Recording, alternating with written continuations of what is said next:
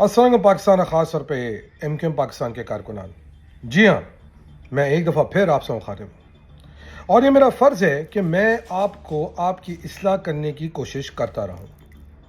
मैं आज ना सिर्फ कि एमक्यूएम पाकिस्तान के कारकुनों से मुखातिब हूँ, बल्कि मैं उस बुराई यानी कि अल्ताफ़ हुसैन के चाहने वालों से भी मुखातिब हूँ। मेरा आज एक सवाल आप लोगों से है कि आज जब आप अपनी ज़िंदगी एक मुल्क दुश्मन गद्दार अल्ताफ़ के लिए जोखों में डालते हैं, अपनी करियर्स को दांव पे लगाते हैं, आप ये समझते हैं कि अल्ताफ़ का साथ देने से आपको कुछ हासिल हो जाएगा और अल्ताफ़ इतना बड़ा कायद है जो आपको बचाने के लिए आ जाएगा या आपके लिए अपना तन मन धन सब कुर्बान कर देगा।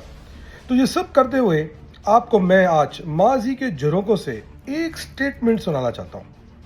जी हाँ, सौलत मिर्ज़ा भाई का तो आपने सुना ही होगा। सौलत मिर्ज़ा शहीद महाजरों के उन कारकुनान में से, उन शहीदों में से हैं कि जिनको आज भी एमक्यूएम पाकिस्तान के कई कारकुनान फ़ख्र की नज़र देखते हैं।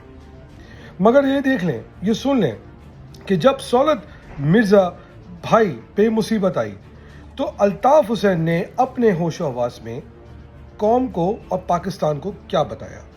आए सुनते हैं। और उसका नाम सौलत मिर्जा है। मैंने भी सौलत मिर्जा का नाम सुना है। उनको पार्टी से जब उन्हें गिरफ्तार किया गया, क्रिमिनल एक्टिविटी में जो सुना है गए, तो उसके बाद उन्हें पार्टी से निकाल दिया गया था। सुन लिया आपने कि सफाकी के साथ इस चालाक आदमी ने सौलत मिर्जा को जानने से अपने हाथ धो लिए। इस बात का मैं ज़ाती तौर पे गवाह हूं कि जब दुबई के अंदर कई कारकुनान और पाकिस्तान से बाहर भागने वाले कई कारकुनान जो अपनी जानें बचाकर बैरून मुल्क गए, किस तरह तंजीम को यह कहा जाता था कि आप उनसे ला ताल्लुकी का ऐलान कर लें। कई ऐसे कारकुनान हैं जिनकी ला ताल्लुकी की वजह से दिल दुखते मैंने अपनी आंखों से देखा है। किस तरह वो अरशद हुसैन जो अल्ताफ़ हुसैन का भाई है, दुबई में उसके आके गिड़गिड़ाते हुए बिलबिलाते हुए सुनाई दिए। मगर किस तरह सफाकी के साथ अल्ताफ़ हुसैन ने ना सिर्फ उनसे बल्कि सौलत मिर्ज़ा भाई से ला ताल्लुकी कर ली।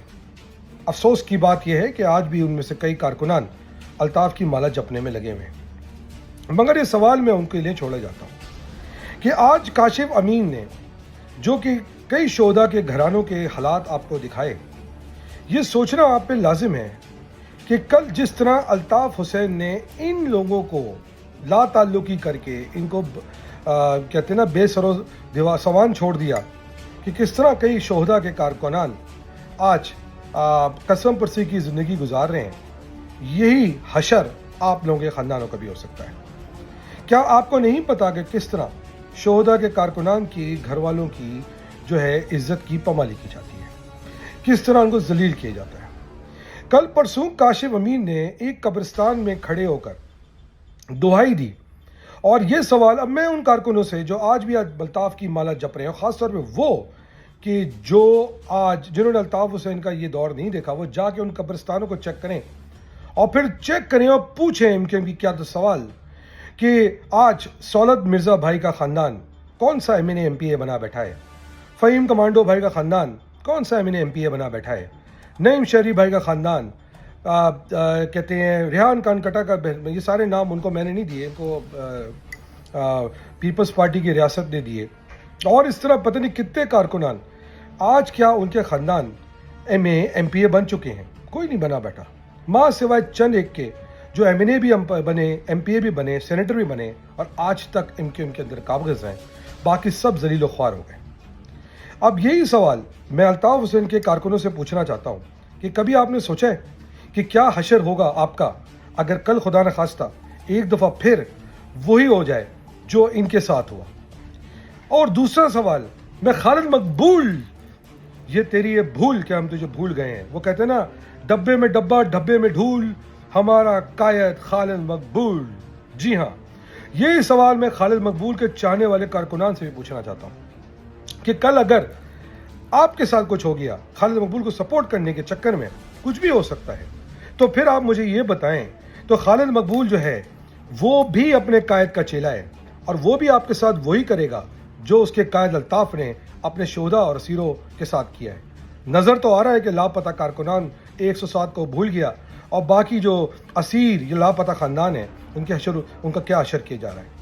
بہرحال سوچا کہ آپ کو یہ بات باور کرا دوں کہ الطاف ہو یا خالد مقبول یا طوطا نامی لیڈر امین الحق، سب ایک ہی سانچے سے ڈھلے ہوئے ہیں اور ان کا مقصد صرف اور صرف آپ کو استعمال کرنا ہے. استعمال ہونا بند کریں اور صحیح فیصلہ کریں اگر آپ اپنی قوم کی، شہر کی اور ملک کی بھلائی چاہتے ہیں. یاد رکھیں کہ میں آپ کو بتا چکا ہوں کہ ایک لیڈر کے اندر 4 چیزیں امپورٹنٹ ہیں. ایک اس کا اچھا انسان، ایک اچھا اس کا مسلمان ہونا، ایک اچھا اس کا پاکستانی ہونا، اور ایم کیو ایم کیس میں چونکہ سیاست ہمیشہ مہاجر پہ رہی، اچھا مہاجر ہونا. ان 4 چیزوں پہ اگر آپ کو یہ نظر آئے تو پھر آپ کو اپنا علاج کرانے کی ضرورت ہے، کیونکہ مجھے تو نظر نہیں آتے. مگر مجھے پورا یقین ہے کہ جب آپ ان کے اوپر اپنا تجزیہ کریں گے تو آپ کو یہ سوال ضرور نظر آئے گا کہ یہ سارے کے سارے قابل ٹولہ بشمول الطاف اس کے ساتھیوں کے نہ تو اچھے مسلمان تھے، کیونکہ الطاف جو ہے وہ یہ کہتا سنائی دیتا ہے کہ چونکہ 17 نمازیں ہوتی ہیں تو میری برتھ ڈے بھی 17 تاریخ کو ہوتی ہے اور میں شیطان کا پجاری ہوں، میں شیطان کو دعوت دینے کو تیار ہوں، میں مودی کا یار ہوں. تو نہ تو یہ اچھا مسلمان ہے، نہ تو یہ اچھا پاکستانی ہے، نہ تو یہ اچھا انسان ہے، کیونکہ اس کی کس طرح کی خبریں ہمیں آپ کو سننے میں آتی ہیں، اور نہ ہی یہ اچھا کہتے ہیں کہ مہاجر ہے، کیونکہ یہ تو سندھو دیش کا لیڈر ہے. اور خالد مقبول کے ہواری بھی ہوا کے دکھ کے ساتھ جب ان کو پریشر ڈالنا ہوتا ہے ریاست پہ تو وہ بات کرتے ہیں مہاجر کی، صوبے کی، اور جب پریشر ختم ہو جاتا ہے ان کو ان کی مرضی کی چیزیں مل جاتی ہیں خاموش ہو جاتے ہیں. آخری بات، مجھے کچھ لوگوں نے فون کر کے یہ باور کرایا کہ میں نے شمیم صدیقی کے بارے میں جو ویلاگ کیا تھا وہ غلط کیا تھا. شمیم صدیقی تو پاکستان آتے ہی نہیں ہیں. خیر، اب میں ان لوگوں سے کہوں گا کہ آئندہ مجھے فون کرنے سے پہلے سوچ لینا کہ تم صحیح کہہ رہے ہو یا غلط کہہ رہے ہو، کیونکہ شمیم صدیقی پاکستان بھی آتا ہے. اور ایم کیو کے کارکنوں یاد رکھنا، خالد مقبول نے ایری چوٹی کا زور لگا لیا مگر وہ شمیم صدیقی کے خلاف ایف آئی آر کٹنے سے بچا نہیں سکا. اور بھی کن لوگوں نے لگایا، بچا نہیں سکے. اب تو دوسرے جرنلسٹ بھی یہ بات کہہ رہے ہیں. تو سوچ لو یہ تمہارے لیے کیا کر لے گا. کچھ نہیں، خوار کرا دے گا، ذلیل کرا دے گا، اور پھر تمہارے گھر والوں کا بھی وہی اشر ہوگا جو آج شہدا، اسیروں اور لاپتہ کارکنوں کا ہو رہا ہے. اور خالد مقبول صفاقی کے ساتھ پاکستان سے بھاگ جائے گا، اور اس کے ساتھ ہی بھاگ جائیں گے. انہوں نے اتنا پیسہ کما لیا ہے کہ ان کو پاکستان میں اب رہنے کی ضرورت نہیں ہے. ہاں، وہ الگ بات ہے کہ ہم شاید ان کو بھاگنے نہ دیں. خالد مقبول 2 بلین اور دانش اسکول، یاد رکھنا 1 روپیہ آگے پیچھے ہوا، 1 روپیہ. سوچ لینا کیا کیا ہو سکتا ہے. پاکستان زندہ باد. اور پاکستان آرمی کو بہت بہت مبارکباد کہ سعودی عربیہ کے ساتھ بہترین ڈیل ہوئی ہے.